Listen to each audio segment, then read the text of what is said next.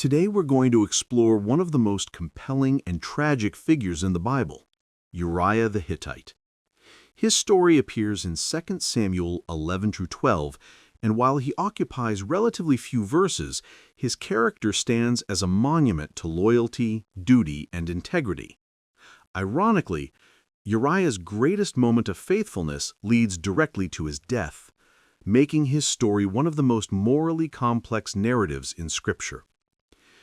Before we dive in, let me pose a question that will frame our discussion. What makes a man remain loyal to a king who has betrayed him in the most intimate way possible? By the end of our time together, I hope we'll have a richer understanding not only of Uriah's loyalty, but also of what his story reveals about power, righteousness, and the nature of true honor. Let's start with the basics.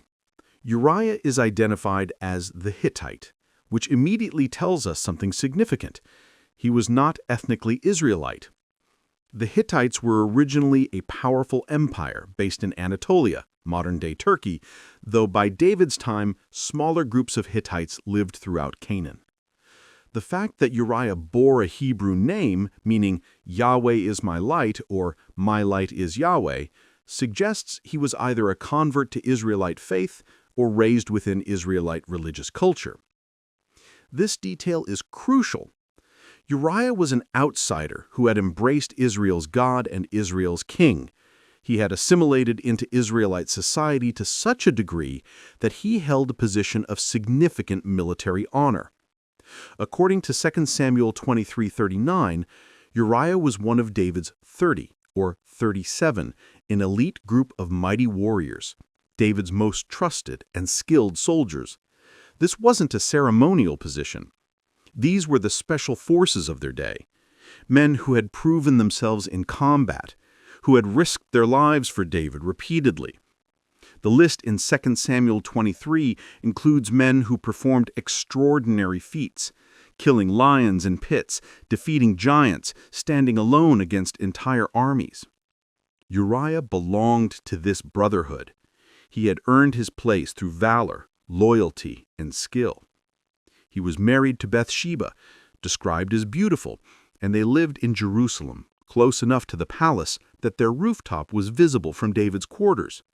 By all accounts, Uriah had achieved the ancient world's equivalent of the American dream, a foreign-born warrior who had risen to elite status in his adopted homeland.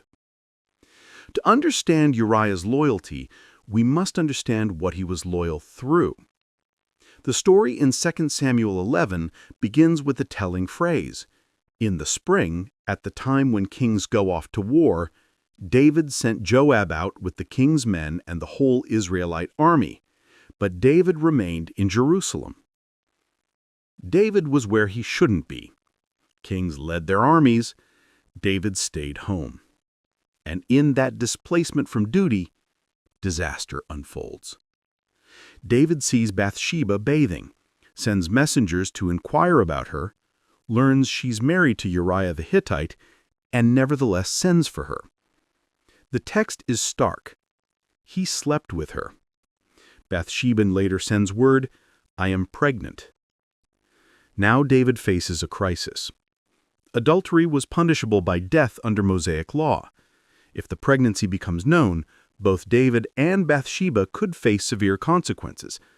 More pragmatically, David's reputation and authority would be shattered. The king who had defeated Goliath, who had shown mercy to Saul, who had been called a man after God's own heart, this king had committed adultery with the wife of one of his most loyal warriors. David's solution: cover it up. He sends for Uriah to come back from the battlefield, ostensibly to give a report on the war. David's plan is simple.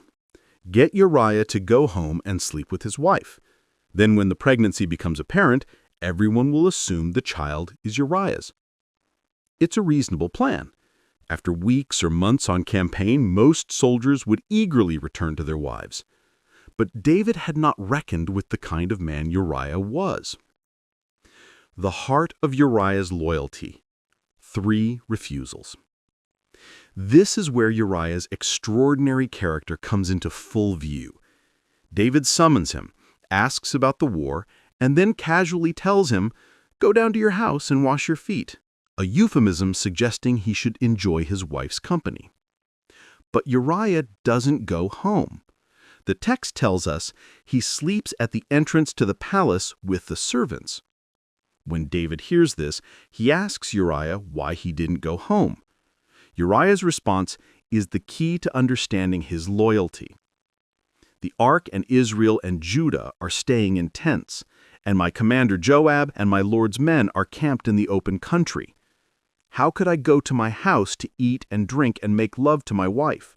As surely as you live, I will not do such a thing." Let's unpack this remarkable statement because it reveals 3 layers of Uriah's loyalty. First, loyalty to the sacred. Uriah mentions the ark first, the symbol of God's presence with Israel. The ark had accompanied the army to war, meaning this was understood as a holy campaign. Soldiers on such campaigns often observed periods of ritual purity and abstinence. Uriah understood that being called back temporarily didn't exempt him from his sacred obligations. His loyalty to God transcended his personal desires. Second, loyalty to his fellow soldiers. He identifies with his comrades still in the field. Israel and Judah are staying in tents. He cannot enjoy the comforts of home while his brothers in arms face danger and hardship. This is the solidarity of the warrior class, the bond that made David's mighty men so effective. Uriah would not betray that bond for personal pleasure. Third, loyalty to the command structure. He specifically mentions my commander Joab and my Lord's men. Uriah sees himself as part of a chain of command, bound by duty to those who lead and those who serve alongside him. To indulge himself would be to break faith with this structure. Notice what Uriah does not know at this point. He doesn't know about David's adultery with Bathsheba. He doesn't know his wife is pregnant. He doesn't know David is trying to manipulate him. His loyalty isn't calculated or strategic. It's rooted in principle, in his understanding of duty and honor. David tries again. He invites Uriah to dinner, gets him drunk, presumably hoping that alcohol will lower his inhibitions and send him home to Bathsheba. But even drunk, Uriah maintains his integrity. Again, he sleeps with the palace servants rather than going home. Think about this. A foreign-born soldier, intoxicated, urged by his king to go enjoy his wife, still refuses to compromise his principles. This is loyalty that runs deeper than reason, deeper than desire, deeper than self-interest. This kind of loyalty is almost incomprehensible to David at this point, precisely because David has lost sight of it himself. The king who stayed home when he should have been at war can't fathom the soldier who won't go home when he could. When Uriah's integrity thwarts David's cover-up, David escalates to murder. He sends Uriah back to the battlefield carrying his own death warrant, a letter to Joab ordering, "Put Uriah out in front where the fighting is fiercest. Then withdraw from him so he will be struck down and die." Even here, Uriah's loyalty is on display. He faithfully delivers the letter that will kill him. He trusts his king completely, right to the end. Joab follows orders. Uriah dies in battle, along with several other soldiers who die in the botched military operation designed to kill him. When David receives news of Uriah's death, his response is chillingly callous. "Don't let this upset you. The sword devours one as well as another." David marries Bathsheba. It appears he's gotten away with it. But the text adds an ominous note. But the thing David had done displeased the Lord. The prophet Nathan confronts David with a parable about a rich man who steals a poor man's beloved lamb. When David declares the rich man deserves to die, Nathan responds, "You are the man." David's sin is exposed. The consequences will be severe. The child born to Bathsheba dies. David's household descends into violence and betrayal, and David's reign never fully recovers its earlier glory. Uriah's story serves several crucial functions in the biblical narrative. He exposes the corruption of power. David, the man after God's own heart, shows how absolute power corrupts absolutely. The king who could have any woman pursues the one woman he cannot honorably have. The leader who should protect his soldiers instead murders one of his best. He embodies true righteousness. In a profound irony, the foreigner Uriah demonstrates more faithfulness to Israel's covenant than Israel's anointed king. This theme, that ethnicity doesn't determine righteousness, runs throughout Scripture and reaches its culmination in the New Testament's insistence that faith, not bloodline, makes one part of God's people. He stands as witness against David. Significantly, Uriah appears in the genealogy of Jesus in Matthew 1:6. The text pointedly refers to Bathsheba, the wife of Uriah, permanently linking David's sin to the messianic line. Uriah's name becomes a memorial to David's greatest failure, a reminder that even in the lineage of the Messiah, there is murder, adultery, and injustice, and that God works through and despite human sin. He represents the innocent victim. Throughout biblical literature, the cry of innocent blood demands justice. Uriah becomes a type of the righteous sufferer, the faithful one destroyed by the powerful, whose death calls out for recognition and vindication. Uriah the Hittite was loyal to King David because he was loyal to something greater than David.